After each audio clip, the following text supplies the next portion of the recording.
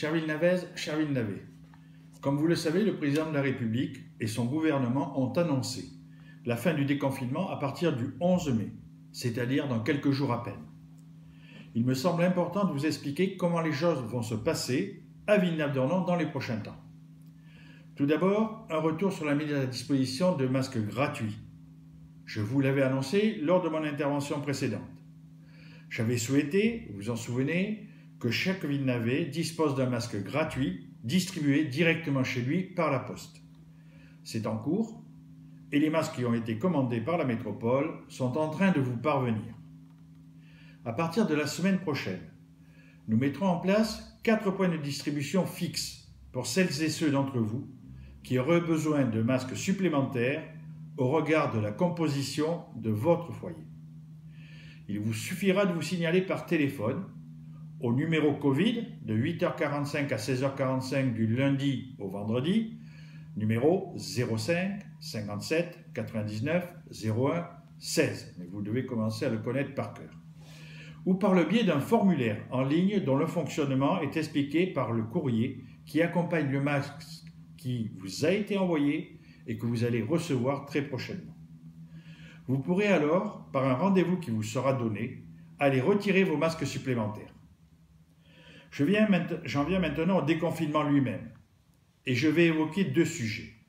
La rentrée des écoles d'abord, et le plan de déconfinement municipal ensuite, qui concerne à la fois nos services, nos espaces et nos équipements publics. Je vous en donnerai en grande ligne le détail, étant consultable sur le site internet de la ville.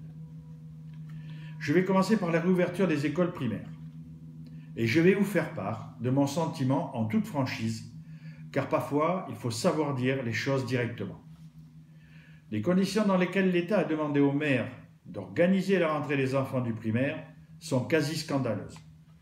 Si vous avez suivi les différentes annonces, vous avez pu constater les tergiversations et les changements de trajectoire incessants. Je ne suis pas le seul à le penser, des milliers de maires pensent exactement la même chose à cet instant précis. Ces conditions sont insupportables car elles ne respectent ni les enfants, ni les parents, ni les enseignants, ni les agents communaux. Accessoirement, elles ne respectent pas les maires non plus, mais c'est devenu une habitude. Dans l'organisation de cette rentrée, les maires se sont trouvés seuls face aux imprécisions, changements de pied continuels et absence de l'État qui, depuis Paris, a décidé unilatéralement, bien loin des réalités du terrain et bien loin de votre quotidien, de notre quotidien. Heureusement que nous avons pu échanger avec le directeur académique et les inspecteurs de l'éducation nationale pour essayer de répondre au mieux à toutes les contraintes qui nous sont imposées. Je comprends que beaucoup de maires français aient décidé de ne pas rouvrir leurs écoles, parce que la situation dans laquelle ils sont placés est difficile et leur responsabilité pénale est entière, car il sera toujours facile de dire que tout n'était pas parfait et accuser l'organisation mise en place. Je vais vous le dire franchement, j'ai hésité pendant un moment à faire de même et à maintenir fermées les écoles de Villenave-d'Ornon. Mais j'ai considéré qu'il nous fallait penser aux enfants en difficulté scolaires, et qui ont réellement besoin de reprendre le chemin de l'école. J'ai pensé aussi aux personnes dont le métier contribue grandement à la continuité de la nation, en particulier les personnels soignants, les pompiers, les forces de sécurité, mais pas seulement eux. Et j'ai pensé aussi à celles et ceux d'entre vous qui simplement ont besoin de retravailler car il en va de leurs conditions d'existence et dont le métier ou la situation personnelle ne permettent pas de télétravailler. Voilà pourquoi j'ai décidé de rouvrir les écoles à Villenave-d'Ornon. Alors, que va-t-il se passer ? Le protocole sanitaire de l'État impose que les élèves soient placés en groupe ne dépassant pas 15 enfants en élémentaire et 10 en maternelle. Et ceci fait, il impose des règles drastiques qui interdisent certaines activités, imposent des distances et des comportements. Ces règles sanitaires sont compréhensibles, mais elles ont pour conséquence automatique de devoir utiliser quasiment tout l'espace disponible dans les écoles sans pouvoir accueillir tout le monde. Tout simplement car la géométrie générale des classes fait que nous ne pouvons accueillir qu'un seul groupe par classe. Donc, une classe qui pouvait accueillir environ 30 enfants normalement ne peut plus en accueillir que 15. Et dans les maternelles, où les classes accueillent environ également 30 enfants, nous ne pourrons en accueillir que 10 au maximum. Vous comprenez aisément que de ce fait, nous ne pourrons au mieux qu'accueillir moins de 50% des élèves dans nos écoles. Un exemple simple vaut mieux que de longues explications. Une seule classe de grande section de maternelle de 25 enfants génère 3 groupes de moins de 10 enfants. Donc, utilise 3 salles de classe au lieu d'une. Dans la continuité, un seul instituteur ne suffit plus. Il en faut au moins 2, si le fonctionnement est de 2 jours d'école par semaine.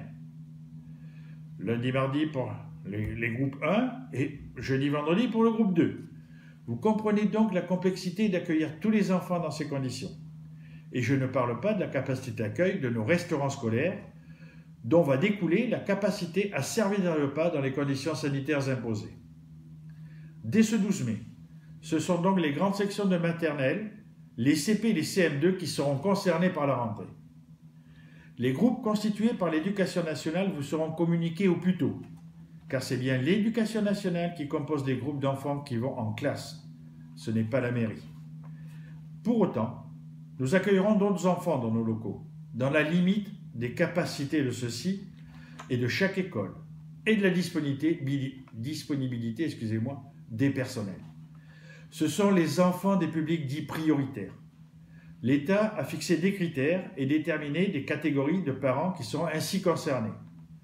Ce sont ces critères et ils nous sont imposés. Ils toucheront les enfants des parents soignants ou dont l'activité est nécessaire au fonctionnement de la nation, comme je l'ai dit tout à l'heure, pompiers, profession médicale, postiers, forces de sécurité intérieure, etc. De notre côté, nous avons proposé d'élargir la capacité à être reconnu public prioritaire en prenant en compte les familles monoparentales qui ne peuvent pas télétravailler et les familles dont les 2 parents ne peuvent pas télétravailler. C'est dans ce contexte que élus et services, avec le personnel enseignant et municipal, faisons tout ce que nous pouvons pour que le plus d'enfants possible puissent être accueillis dans nos écoles. Ceci, je le répète encore une fois, en fonction de la place que le protocole sanitaire nous permet de conserver dans chaque école et de nos capacités en personnel pour assurer l'encadrement des groupes et la désinfection des locaux plusieurs fois par jour. Contrairement à ce qu'a pu laisser entendre le ministre de l'Éducation nationale, d'une façon volontaire certainement, en disant les maires qui le voudront accueilleront, j'affirme que cette tournure méprisante est inacceptable, car les maires, quels qu'ils soient, veulent toujours faire de leur mieux. Pour autant, ils ne le peuvent pas toujours, et à l'impossible, nul n'est tenu.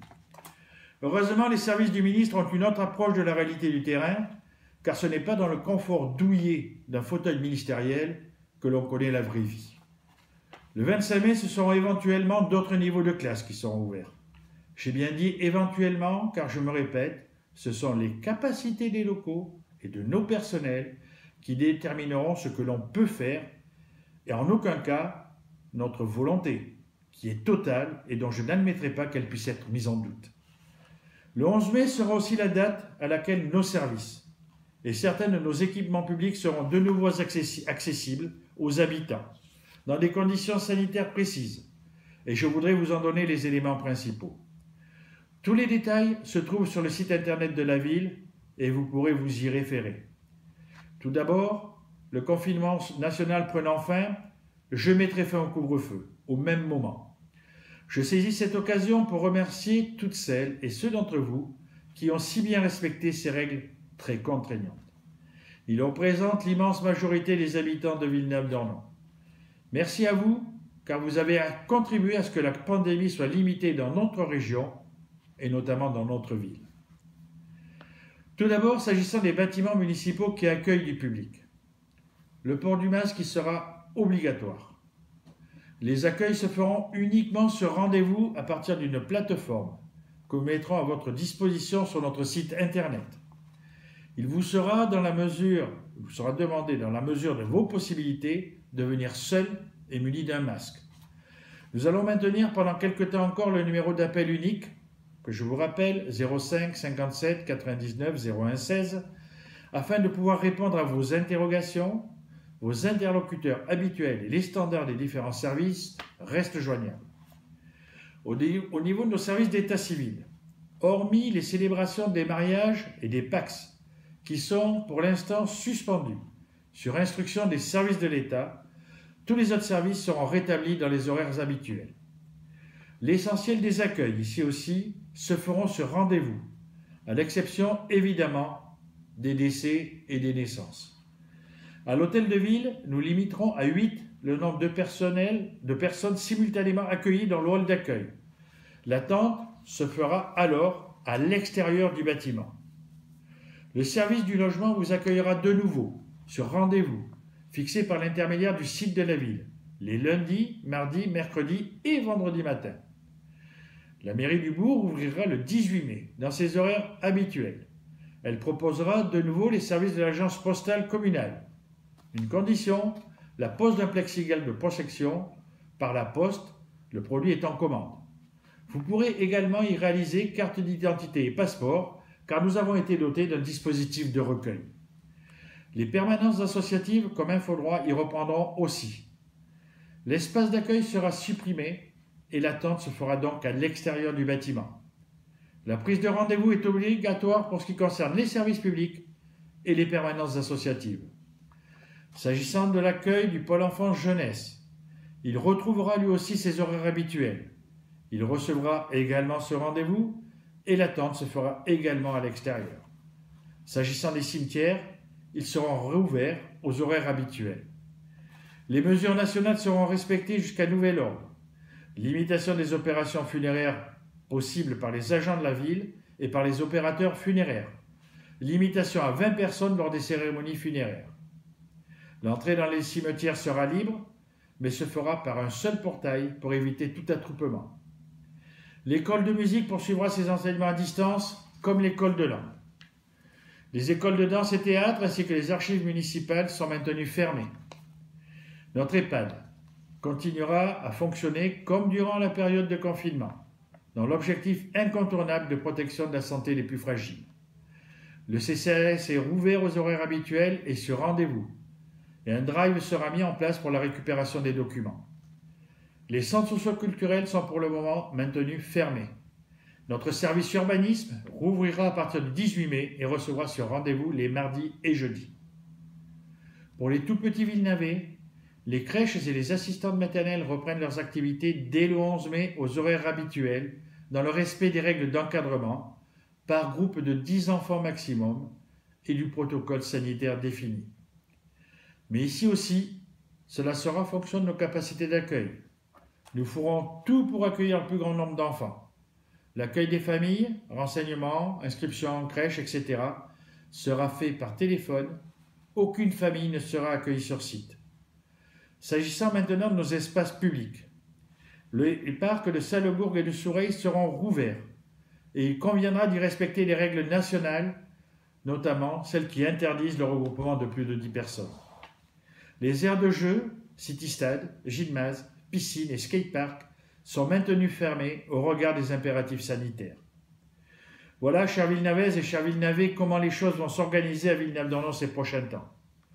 Je voudrais avoir une pensée particulière pour tous les agents municipaux qui sont actuellement sur le front, pour la distribution des masques, pour la réouverture des écoles, pour le déconfinement de nos services. Ce qui leur est demandé est une épreuve, et disons-le, un vrai défi, qu'ils relèvent avec un courage qui doit forcer notre admiration à tous. Une nouvelle fois, vous le savez, vous pouvez compter sur toute notre énergie et tout notre engagement pour passer au mieux cette difficile période. À toutes et tous, merci et continuez à faire attention à vous et à vos proches. Merci beaucoup.